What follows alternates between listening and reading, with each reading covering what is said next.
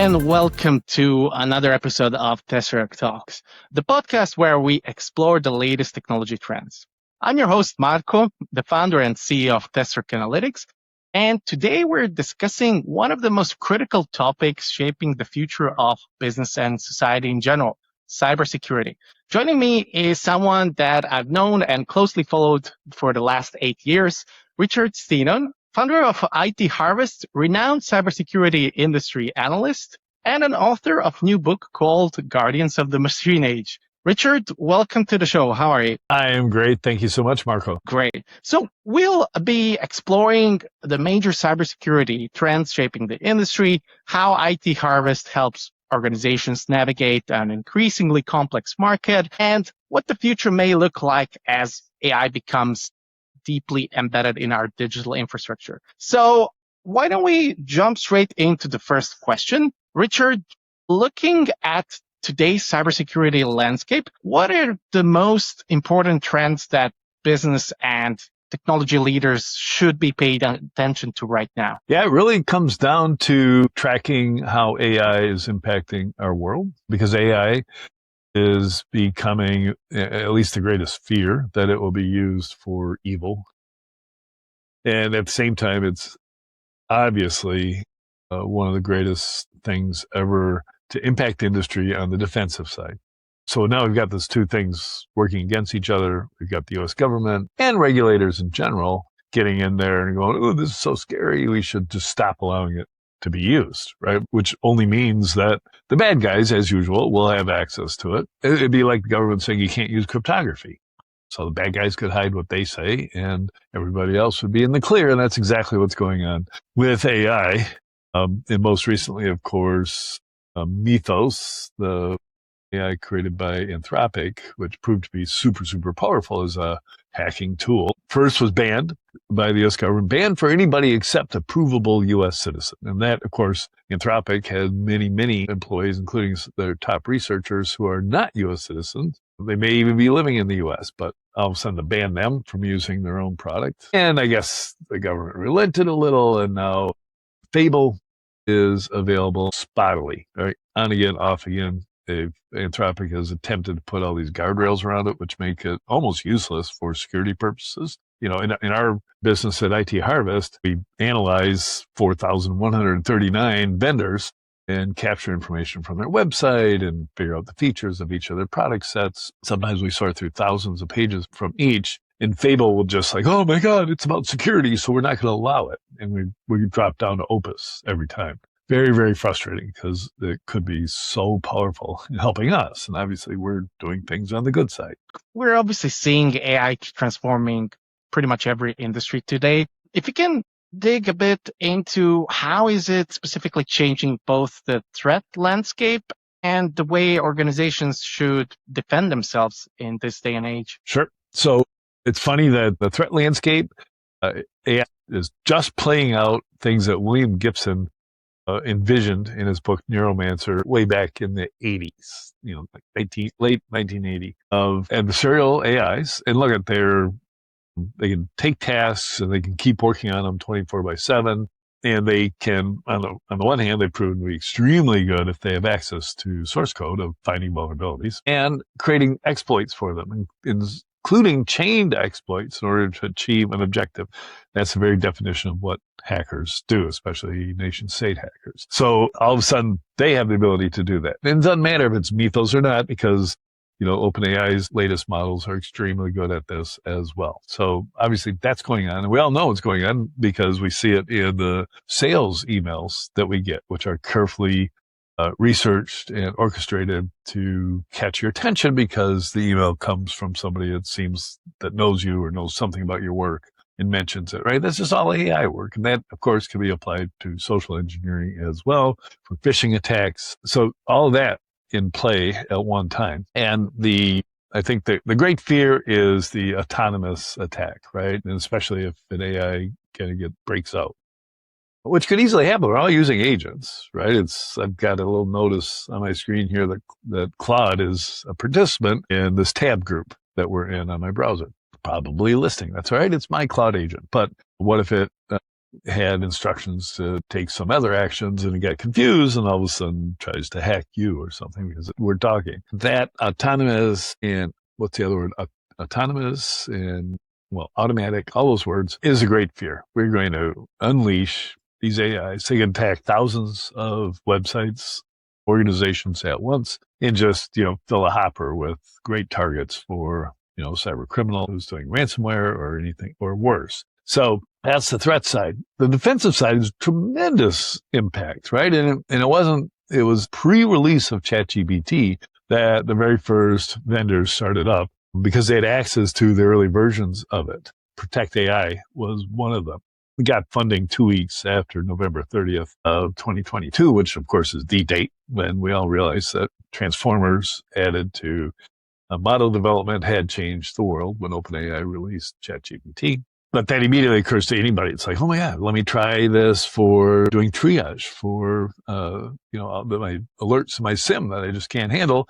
I'm just going to have a agent look at every single alert and figure out if it's something I should dig deeper into or ignore it because it's false positive. And now I can take the thousands and thousands of alerts that come in and eliminate them all.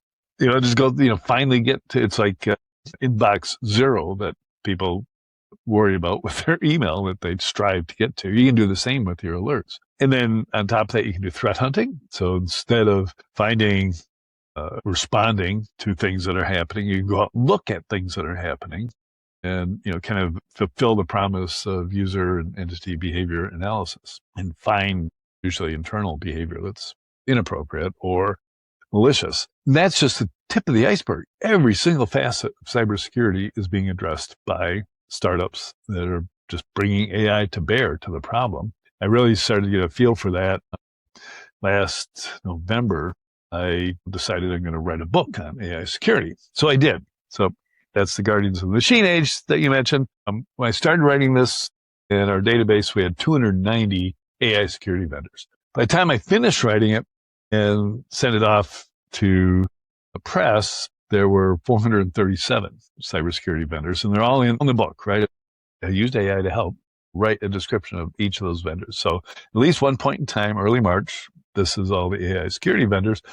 Right now, there are 513 in our database, so almost 100 more.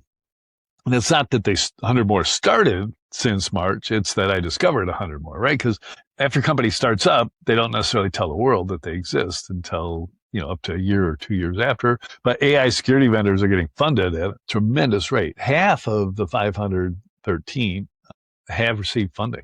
So, there's going to be a lot of activity in the space, a lot of M&A activity, a lot of unicorns born from it. And I realized as I was writing the book, there's something satisfying about having the security yearbook I'm sure you're familiar with, which I would write every year. There are updates to make. And the data changes, so you have to change all the data. But the occurrences in the industry every year change.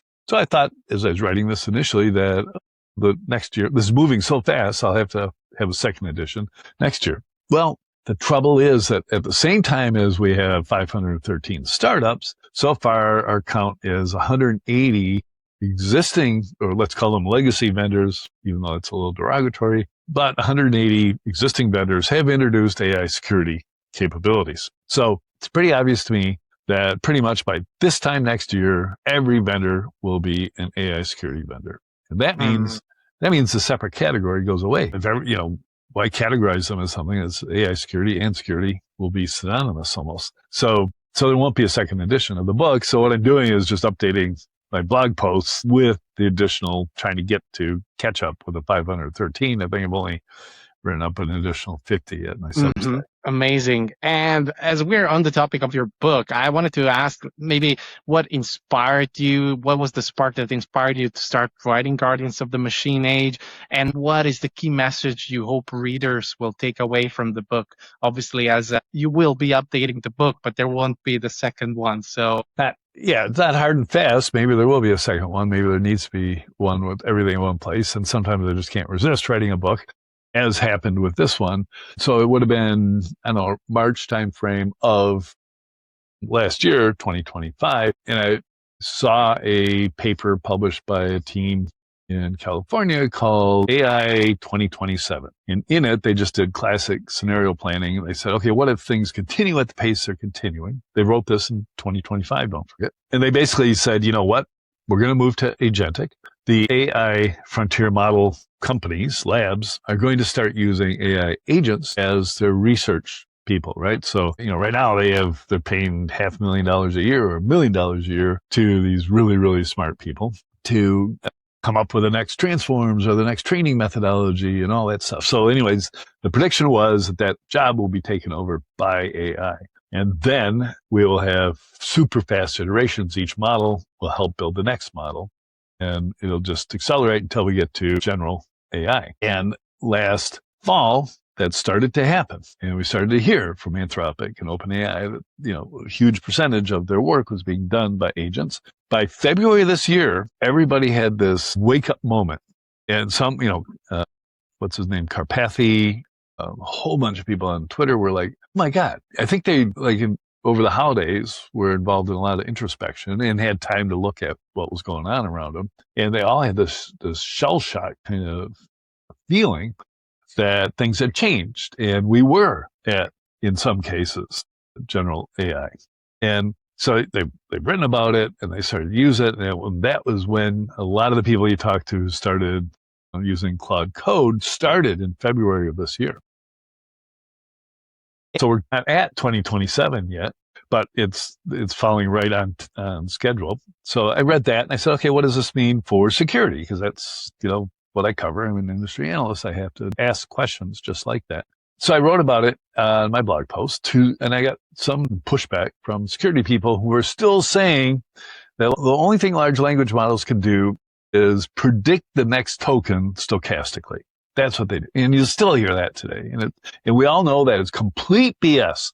That means you have not used AI if you think that, right? It is not what's going on. Right? It is not a statistical process that's going on.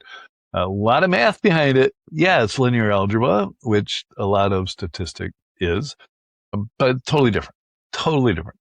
Many, many more variables. The space. It's basically math in a space with thousands of dimensions. So not quite the same thing. And if that's the case, I said, well, then automated SOC tools are going to work and they're going to take over the job of the analysts, who are doing this grunt work, stressful grunt work, mind you. And you have to staff a SOC 24/7 because your attackers are all over the world and work many hours and they have multiple shifts if they're nation states. So as soon as I wrote that, I started getting people reaching out and going, Richard, you're predicting what's going to happen, except it's already happening, right? So your time frame of fall of 2025 is way off because in March of 2025, it's already happening. These guys are making revenue. I started hearing from, at the time, they're doing about $1 million in ARR.